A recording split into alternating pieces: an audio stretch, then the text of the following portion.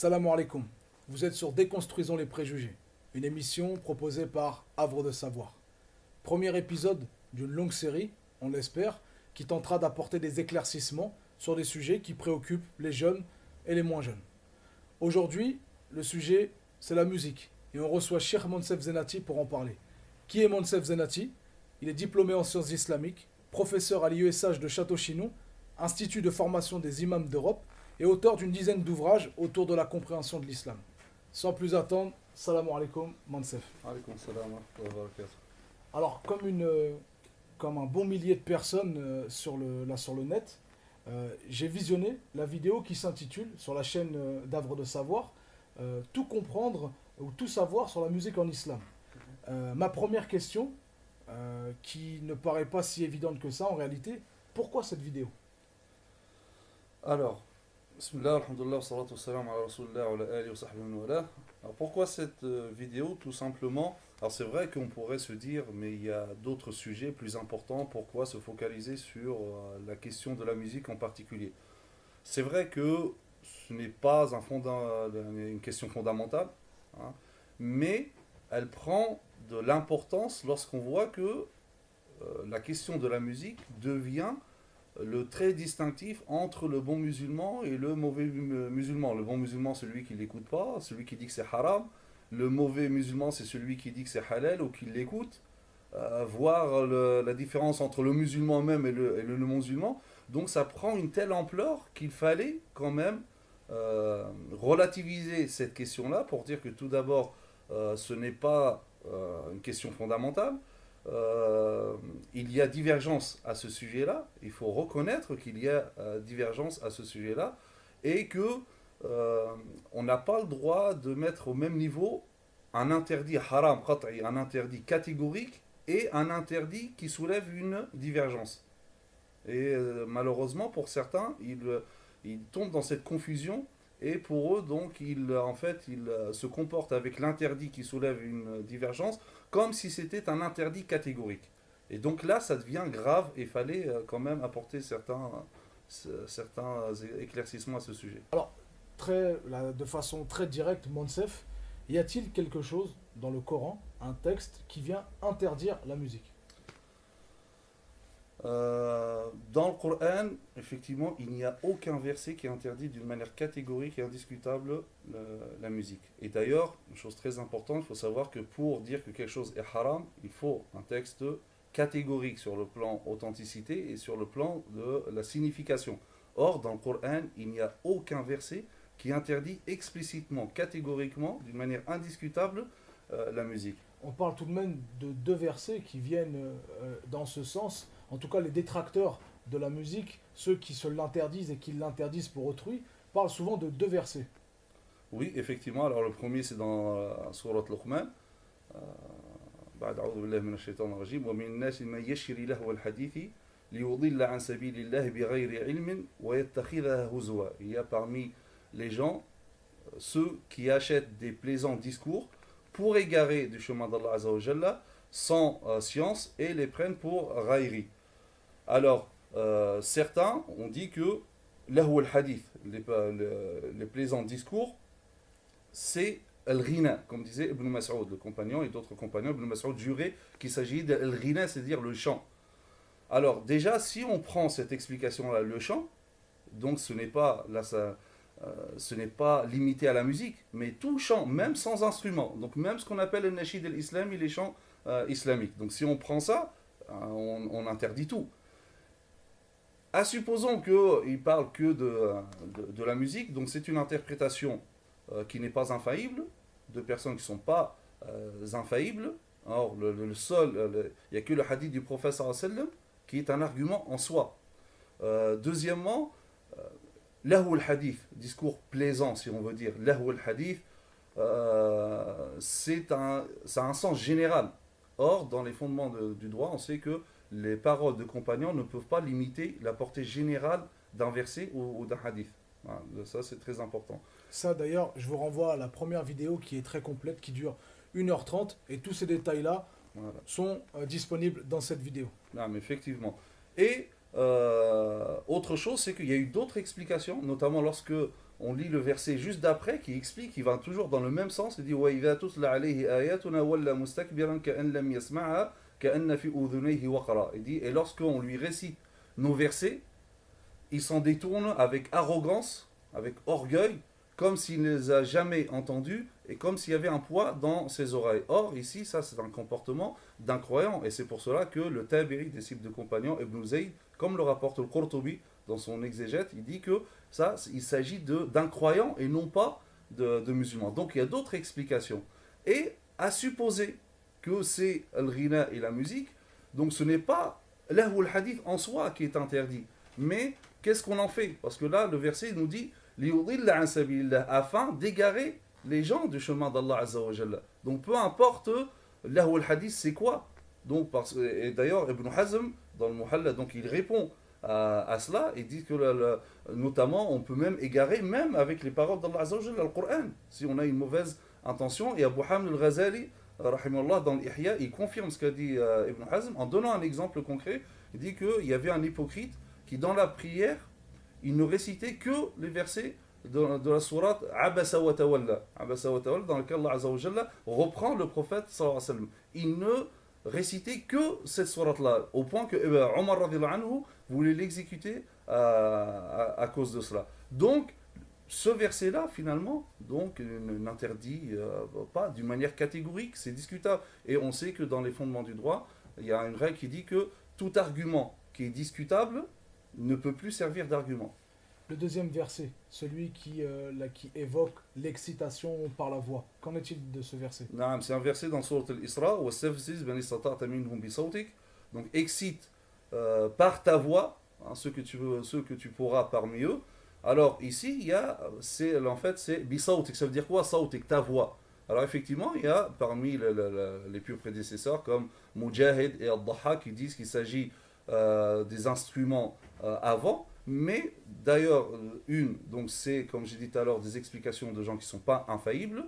Et il y a d'autres explications de Ibn Abbas, notamment, qui dit qu'il s'agit de tout ce qui appelle à la désobéissance de Dieu. Donc une autre explication, il dit c'est par ton insufflation. Toutes ces explications-là se trouvent dans l'exégète de Al-Qurtubi. Donc là encore, ce n'est pas un argument, étant donné que l'argument est discutable, donc il ne peut plus servir d'argument pour l'interdiction. Et concernant la sunna, les hadiths, notamment des hadiths de Bukhari qu'on entend souvent, qui nous sont amenés, qui témoignent justement qu'il viendra un temps où certaines personnes de la communauté de Mohammed sallallahu alayhi wa sallam viendra rendre licite, alors parmi toute une série de choses, la musique, les instruments. Non, effectivement, ce hadith-là se trouve dans le recueil de Bukhari, rahimahullah, donc dans lequel il dit que le prophète sallallahu alayhi wa sallam dit « La yakunanna qawmun min ummati yastahilluna al-hira » wal-harira, wal-khamr, wal-ma'azif. Il dit, il y aura dans ma communauté des gens qui vont s'autoriser la fornication, la soie, l'alcool et les instruments avant, al-ma'azif. Alors, bien que c'est dans le recueil de Bukhari, mais il faut savoir que ce hadith-là en particulier, il n'a pas le même niveau, le même degré que tous les autres hadiths de Bukhari. Pourquoi? Parce que c'est un hadith qu'on appelle mu'allaq, suspendu, c'est-à-dire c'est un hadith discontinu, sa chaîne est discontinue, c'est-à-dire qu'il y a les narrateurs successivement qui ont été rompus, c'est-à-dire n'ont pas été cités au début de la chaîne, de côté de Bukhari.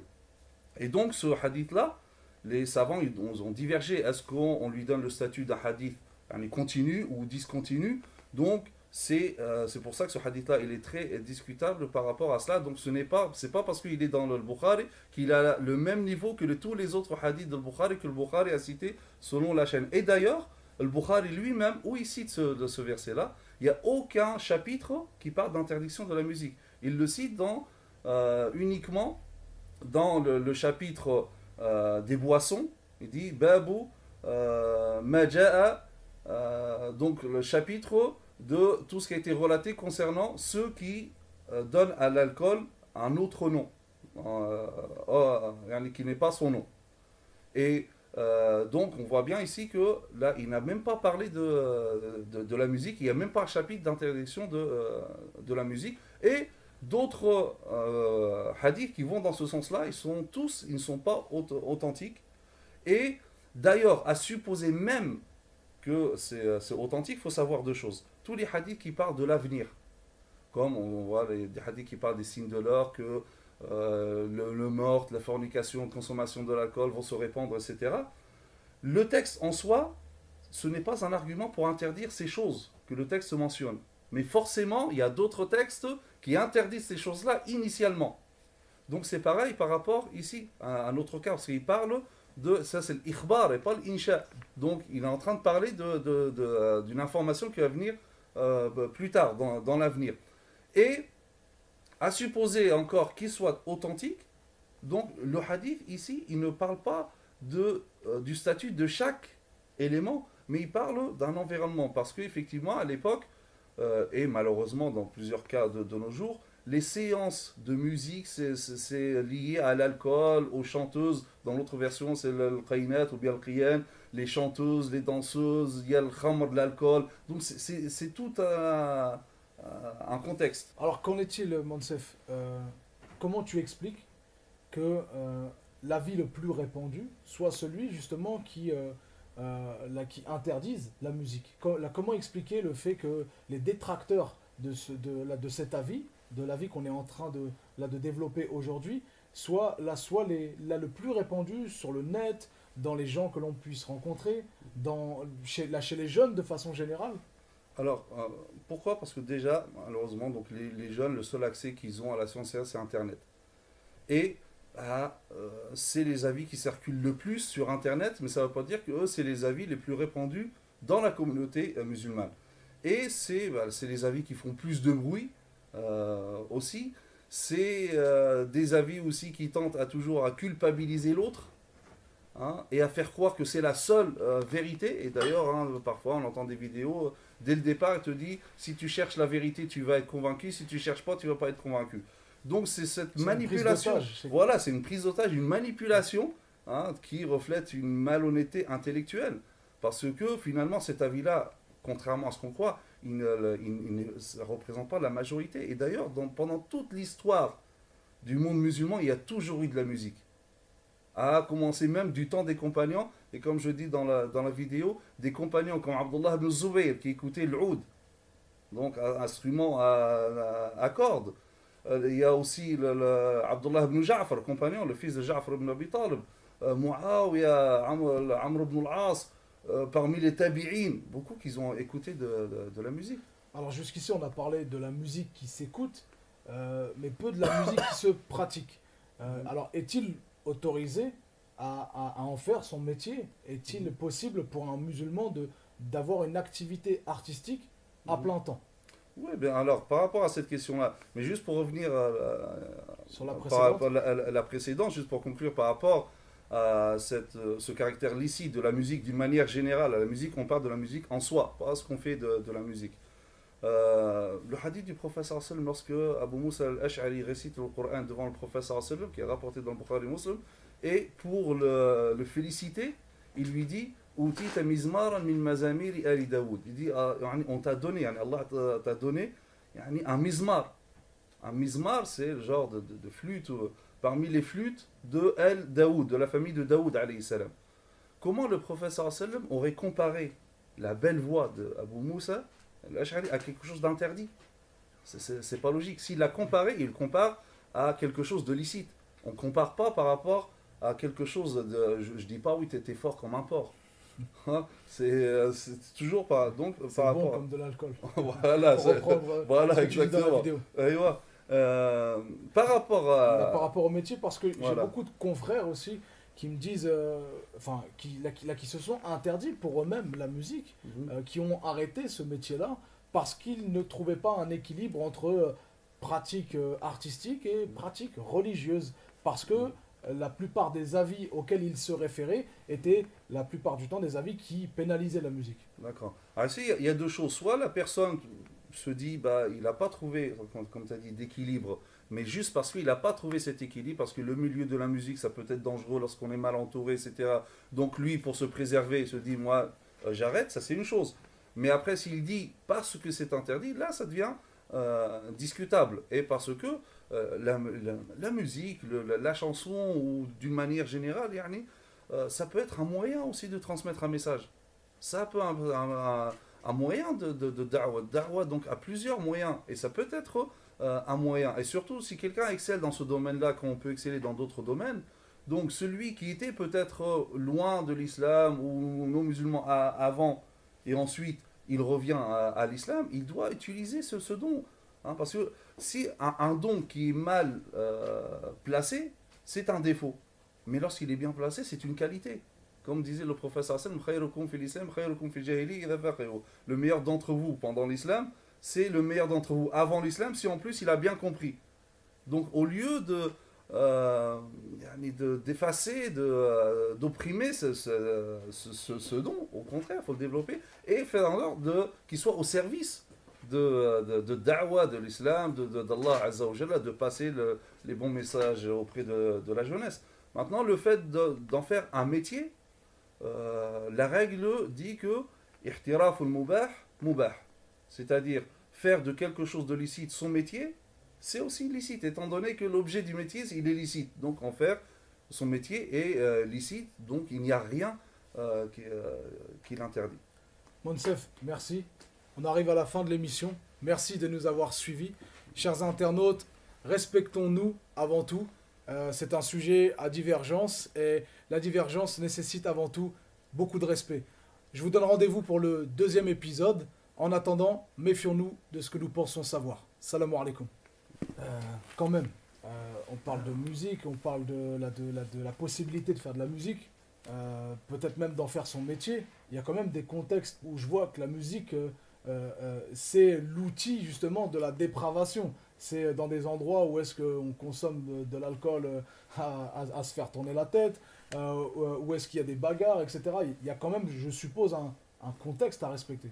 Bien sûr, nous on a parlé de la musique en soi, les instruments. Après, ça dépend de ce qu'on fait. Comme toute chose licite d'une manière générale, le mubah, il peut tendre vers la recommandation ou vers l'obligation, hein, selon des éléments, mais aussi il peut tendre vers la répréhension, voire l'interdiction, selon les facteurs. En fait, il y a le contenu. Là, le contenu, ce serait les textes qu'il y a à l'intérieur. Il y a le contenant aussi. Peut-être qu'une forme de musique est plus adaptée qu'une autre. Je sais pas, je vois difficilement du hard rock metal engagé. Là, c'est assez compliqué. Après, c'est discutable, bien sûr. Et puis, troisièmement, je crois qu'il y a aussi le contexte. La façon, l'endroit dans lequel c'est pratiqué. Bien sûr, donc il y a plusieurs conditions. Et en fait, c'est pour ça que certains qui interdisent la musique, ils avancent toujours pour les mauvais exemples. C'est qu'effectivement, il y a beaucoup de musique, et malheureusement la plupart, si on veut dire un ski, ce qu'on voit à la télé, etc., c'est illicite. Mais il ne faut pas généraliser. C'est pas parce qu'un match de foot est mauvais ou il y a de la violence, on veut dire que le foot il est haram. Donc c'est pareil par rapport à cette question-là. Il y a ça aussi, là dont je voulais te parler. Et souvent, il y a des remarques qui reviennent, c'est la musique est interdite de toute façon parce que elle ne peut cohabiter dans le cœur avec le Coran. Il ne peut y avoir cohabitation entre le Coran et la musique. Non, ça c'est des discours simplistes, ça n'a aucun sens. Allah Azza wa Jalla dit dans le Coran, Zuyyina lin-nasi hubbu shahawat. Donc on a embelli dans le cœur des gens l'amour des belles choses. Ça c'est un discours qui tient pas. Donc tu aimes, bien sûr tu aimes le Coran, mais tu aimes d'autres choses, tu aimes te distraire, tu aimes etc. Et parfois on a même besoin de distraction, comme disait Ali radhiyallahu anhu. Il disait donc aidez-vous par la distraction, car les cœurs, lorsqu'ils se lassent, ils deviennent aveugles. Tout est comme j'ai les conditions. Les conditions, bien sûr, il ne faut pas que les paroles soient obscènes, il ne faut pas que ça soit une apologie de la violence, du sexe, etc. Comme tu as dit, le contenant, c'est-à-dire même aussi la façon d'interpréter. Le texte peut être bon, mais la façon d'interpréter est vulgaire. Les clips, on voit vraiment l'image dégradante de la femme, un étalage de chair, etc. Bien sûr, tout ça, c'est haram. L'environnement, comme tu as dit, lorsqu'on est dans un endroit où il y a de la musique, bien sûr, il faut que ce soit un environnement, c'est-à-dire licite également. Donc il n'y a pas d'alcool, de drogue, de dépassement des règles de la pudeur, de l'hystérie qu'on voit chez les fans, etc. Là, bien sûr, ça devient interdit. Et comme dans toute chose, la modération, pour la personne qui écoute, il faut que ça soit comme du sel dans un repas. Si on en met trop, c'est immangeable. Donc, et c'est pour ça, comme Abdallah Al-Joudaya, il a dans un livre qu'il a écrit extraordinaire sur la musique, il dit qu'en fait la musique ça peut être interdit bien sûr, si, mais on parle par rapport au temps, pas par rapport au contenu. Si ça détourne de la salat, quelqu'un lors de la salat arrive, il écoute, non, il préfère écouter, finir l'album, etc. Lors de la salat sort, Ouais, il y là a un bien sens sûr, de priorité à avoir. voilà, là la musique, à ce moment-là, écouter de la musique, et c'est haram. Ou si. Ça pourrait être même le cas en regardant un match de foot. À ce Voilà, moment-là. bien, comme je dis, c'est la règle du mubah, ça, Ok. du licite. Et aussi, si le fait d'écouter de la musique me détourne d'un acte recommandé. Au lieu, par exemple, j'ai fait Dhuhr, au lieu de faire 2 rak'at, directement je vais écouter de la musique. Ok. Alors que j'aurais pu faire mes 2 rak'at avant, c'est recommandé. Là, ça devient répréhensible, mais pas interdit. Donc ça dépend. Voilà, 3 règles à respecter. Contenu, contenant, contexte. Et surtout, une parole de rappeur, c'est pas une parole de prophète, c'est pas une parole, attention, on ne mélange pas. Ali a dit si tu kiffes, fais-le avec modération. Et une dernière chose, pour les détracteurs, c'est pas écrit dealer, hein, c'est écrit leader. Voilà. Méfions-nous de ce que nous pensons savoir. Ok. Après, c'est discutable, bien sûr. Et puis, troisièmement, je crois qu'il y a aussi le contexte. Oui. La façon, enfin, l'endroit dans lequel c'est pratiqué. Bien sûr, donc il y a plusieurs conditions. Et en fait, c'est pour ça que certains qui interdisent la musique, ils avancent toujours pour les mauvais exemples. C'est qu'effectivement, il y a beaucoup de musique, et malheureusement la plupart, si on veut dire un ski, ce qu'on voit à la télé, etc., c'est illicite. Mais il ne faut pas généraliser. C'est pas parce qu'un match de foot est mauvais ou il y a de la violence, on veut dire que le foot il est haram. Donc c'est pareil par rapport à cette question-là. Il y a ça aussi, là dont je voulais te parler. Et souvent, il y a des remarques qui reviennent, c'est la musique est interdite de toute façon parce que elle ne peut cohabiter dans le cœur avec le Coran. Il ne peut y avoir cohabitation entre le Coran et la musique. Non, ça c'est des discours simplistes, ça n'a aucun sens. Hein, Allah Azza wa Jalla dit dans le Coran, Zuyyina linnasi hubbu shahawat. Donc on a embelli dans le cœur des gens l'amour des belles choses. Ça, c'est un discours qui tient pas. Donc tu aimes, bien sûr, tu aimes le Coran, mais tu aimes d'autres choses, tu aimes te distraire, tu aimes, etc. Mais Et, justement, et parfois, on a même besoin de distraction. Comme disait ouais, Ali, radiallahu anhu, exactement. il disait donc, aidez-vous par la distraction, car les cœurs, lorsqu'ils se lassent, ils deviennent aveugles. Tout est comme j'ai les conditions. Les conditions, bien sûr, il ne faut pas que les paroles soient obscènes, il ne faut pas que ça soit une apologie de la violence, du sexe, etc. Comme tu as dit, le contenant, c'est-à-dire même aussi la façon d'interpréter. Le texte peut être bon, mais la façon d'interpréter est vulgaire. Les clips, on voit vraiment l'image dégradante de la femme, un étalage de chair, etc. Bien sûr, tout ça, c'est haram. L'environnement, comme tu as dit, lorsqu'on est dans un endroit où il y a de la musique, bien sûr, il faut que ce soit un environnement, c'est-à-dire licite également. Donc il n'y a pas d'alcool, de drogue, de dépassement des règles de la pudeur, de l'hystérie qu'on voit chez les fans, etc. Là, bien sûr, ça devient interdit. Et comme dans toute chose, la modération, pour la personne qui écoute, il faut que ça soit comme du sel dans un repas. Si on en met trop, c'est immangeable.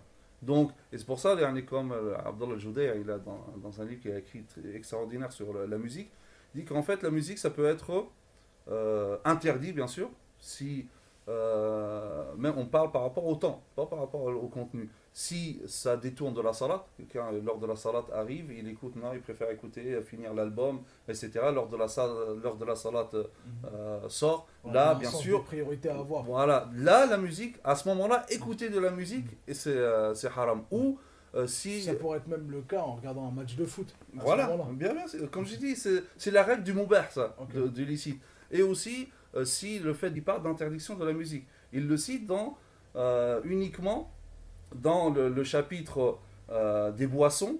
Il dit Babu Maja'a, donc le chapitre de tout ce qui a été relaté concernant ceux qui donnent à l'alcool un autre nom, qui n'est pas son nom. Et donc on voit bien ici que là il n'a même pas parlé de la musique, il n'y a même pas un chapitre d'interdiction de la musique. Et d'autres hadiths qui vont dans ce sens-là, ils ne sont pas authentiques. Et D'ailleurs, à supposer même que c'est authentique, il faut savoir deux choses. Tous les hadiths qui parlent de l'avenir, comme on voit des hadiths qui parlent des signes de l'heure, que le meurtre, la fornication, la consommation de l'alcool vont se répandre, etc. Le texte en soi, ce n'est pas un argument pour interdire ces choses que le texte mentionne. Mais forcément, il y a d'autres textes qui interdisent ces choses-là initialement. Donc c'est pareil par rapport ici à un autre cas, parce qu'il parle de, ça c'est l'ikhbar et pas l'insha. Donc il est en train de parler d'une information qui va venir plus tard, dans l'avenir. Et à supposer encore qu'il soit authentique, donc le hadith ici, il ne parle pas du statut de chaque élément, mais il parle d'un environnement. Parce qu'effectivement, à l'époque, et malheureusement dans plusieurs cas de nos jours, les séances de musique, c'est lié à l'alcool, aux chanteuses. Dans l'autre version, c'est le qaynat ou bien le qiyan, les chanteuses, les danseuses, il y a le khamr, de l'alcool. Donc c'est tout un contexte. Alors, qu'en est-il, Monsef? Comment tu expliques que l'avis le plus répandu soit celui justement qui interdise la musique? Comment expliquer le fait que les détracteurs de cet avis, de l'avis qu'on est en train de développer aujourd'hui, soit le plus répandu sur le net, dans les gens que l'on puisse rencontrer, chez les jeunes de façon générale? Alors, pourquoi? Parce que déjà, malheureusement, donc les jeunes, le seul accès qu'ils ont à la science, c'est Internet. Et c'est les avis qui circulent le plus sur Internet, mais ça ne veut pas dire que eux, c'est les avis les plus répandus dans la communauté musulmane. Et c'est les avis qui font plus de bruit aussi. C'est des avis aussi qui tentent toujours à culpabiliser l'autre, hein, et à faire croire que c'est la seule vérité. Et d'ailleurs, hein, parfois, on entend des vidéos, dès le départ, elle te dit, si tu cherches la vérité, tu vas être convaincu, si tu ne cherches pas, tu ne vas pas être convaincu. Donc c'est cette manipulation. Voilà, c'est une prise d'otage, une manipulation, hein, qui reflète une malhonnêteté intellectuelle. Parce que finalement, cet avis-là, contrairement à ce qu'on croit, il ne représente pas la magie. Donc excite par ta voix, hein, ceux que tu pourras parmi eux. Alors ici, en fait, c'est bisautik. Ça veut dire quoi, sautik, ta voix? Alors effectivement, il y a parmi les plus prédécesseurs comme Mujahid et Al-Dhaha qui disent qu'il s'agit des instruments avant, mais d'ailleurs, donc c'est, comme j'ai dit tout à l'heure, des explications de gens qui ne sont pas infaillibles, et il y a d'autres explications de Ibn Abbas, notamment, qui dit qu'il s'agit de tout ce qui appelle à la désobéissance de Dieu. Donc une autre autre explication, il dit c'est par ton insufflation. Toutes ces explications-là se trouvent dans l'exégèse de Al-Qurtubi. Donc là encore, ce n'est pas un argument, étant donné que l'argument est discutable, donc il ne peut plus servir d'argument pour l'interdiction.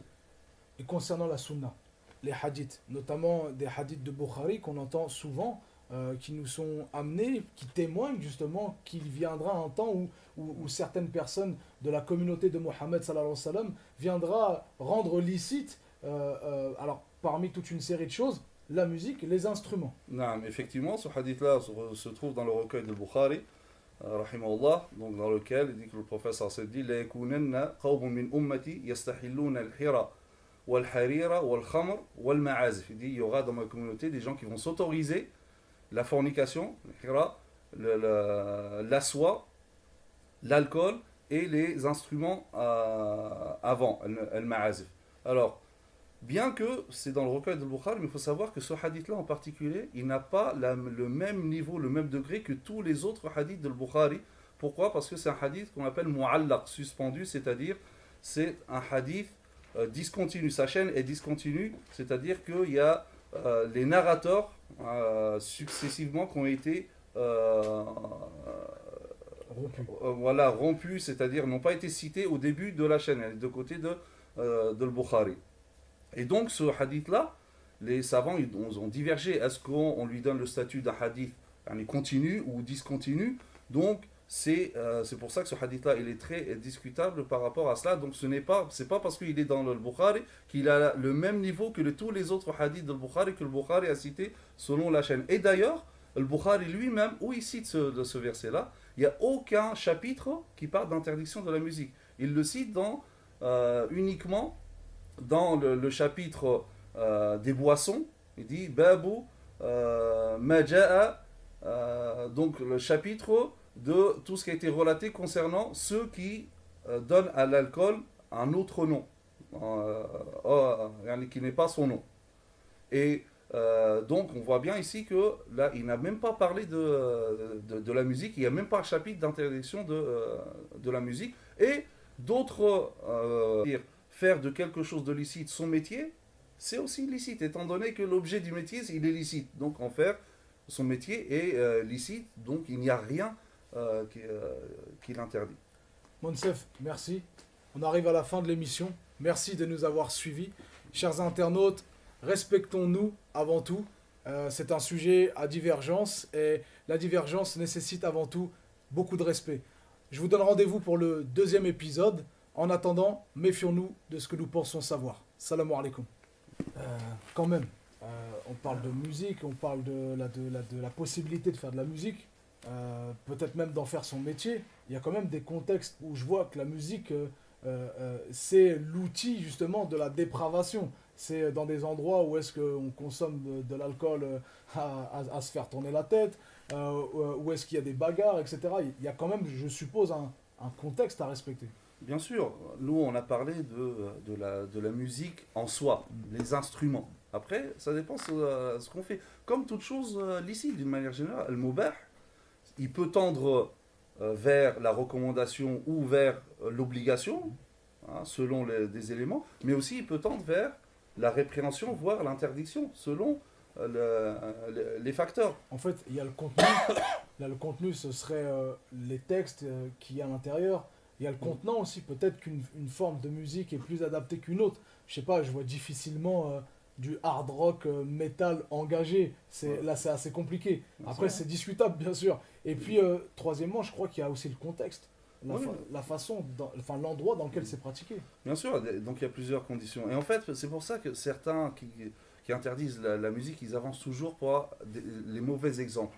C'est qu'effectivement, il y a beaucoup de musique, et malheureusement la plupart, si on veut dire un ski, ce qu'on voit à la télé, etc., c'est illicite. Mais il ne faut pas généraliser. C'est pas parce qu'un match de foot est mauvais ou il y a de la violence, on veut dire que le foot il est haram. Donc c'est pareil par rapport à cette question-là. Il y a ça aussi, là dont je voulais te parler. Et souvent, il y a des remarques qui reviennent, c'est la musique est interdite de toute façon parce que elle ne peut cohabiter dans le cœur avec le Coran. Il ne peut y avoir cohabitation entre le Coran et la musique. Non, ça c'est des discours simplistes, ça n'a aucun sens. Allah Azza wa Jalla dit dans le Coran, Zuyyina lin-nasi hubbu shahawat. Donc on a embelli dans le cœur des gens l'amour des belles choses. Ça c'est un discours qui tient pas. Donc tu aimes, bien sûr tu aimes le Coran, mais tu aimes d'autres choses, tu aimes te distraire, tu aimes etc. Et parfois on a même besoin de distraction, comme disait Ali radhiyallahu anhu. Il disait donc aidez-vous par la distraction, car les cœurs, lorsqu'ils se lassent, ils deviennent aveugles. Tout c'est aussi licite, étant donné que l'objet du métier il est licite. Donc en faire son métier est licite, donc il n'y a rien qui l'interdit. Monsef, merci. On arrive à la fin de l'émission. Merci de nous avoir suivis. Chers internautes, respectons-nous avant tout. C'est un sujet à divergence et la divergence nécessite avant tout beaucoup de respect. Je vous donne rendez-vous pour le deuxième épisode. En attendant, méfions-nous de ce que nous pensons savoir. Salam alaikum. Quand même, on parle de musique, on parle de la possibilité de faire de la musique, peut-être même d'en faire son métier. Il y a quand même des contextes où je vois que la musique, c'est l'outil justement de la dépravation. C'est dans des endroits où est-ce qu'on consomme de l'alcool à se faire tourner la tête, où est-ce qu'il y a des bagarres, etc. Il y a quand même, je suppose, un contexte à respecter. Bien sûr, nous on a parlé de la musique en soi, les instruments. Après, ça dépend de ce qu'on fait. Comme toute chose licite, d'une manière générale, le mubah, il peut tendre vers la recommandation ou vers l'obligation, selon des éléments, mais aussi il peut tendre vers la répréhension, voire l'interdiction, selon les facteurs. En fait, il y a le contenu. Là, le contenu, ce serait les textes qu'il y a à l'intérieur. Il y a le contenant aussi. Peut-être qu'une forme de musique est plus adaptée qu'une autre. Je sais pas, je vois difficilement du hard rock metal engagé. Ouais. Là, c'est assez compliqué. C'est Après, vrai. c'est discutable, bien sûr. Et puis, troisièmement, je crois qu'il y a aussi le contexte. Oui, La façon, enfin, l'endroit dans lequel c'est pratiqué. bien sûr, donc il y a plusieurs conditions. Et en fait, c'est pour ça que certains qui interdisent la musique, ils avancent toujours pour les mauvais exemples. C'est qu'effectivement, il y a beaucoup de musique, et malheureusement la plupart, si on veut dire un ski, ce qu'on voit à la télé, etc., c'est illicite. Mais il ne faut pas généraliser. C'est pas parce qu'un match de foot est mauvais ou il y a de la violence, on veut dire que le foot il est haram. Donc c'est pareil par rapport à cette question-là. Il y a ça aussi, là dont je voulais te parler. Et souvent, il y a des remarques qui reviennent, c'est la musique est interdite de toute façon parce que elle ne peut cohabiter dans le cœur avec le Coran. Il ne peut y avoir cohabitation entre le Coran et la Non, musique. ça c'est des discours simplistes ça n'a aucun sens. Allah Azza wa Jalla dit dans le Coran, Zuyyina lin-nasi hubbu shahawat. Donc on a embelli dans le cœur des gens l'amour des belles choses. Ça, c'est un discours qui tient pas. Donc tu aimes, bien sûr tu aimes le Coran, mais tu aimes d'autres choses, tu aimes te distraire, tu aimes, etc. Mais Et justement, parfois on a même besoin de distraction, comme disait voilà, Ali radiallahu anhu, exactement. il disait donc aidez-vous par la distraction, car les cœurs, lorsqu'ils se lassent, ils deviennent aveugles. Tout est comme j'ai les conditions. Les conditions, bien sûr, pour pas que les paroles soient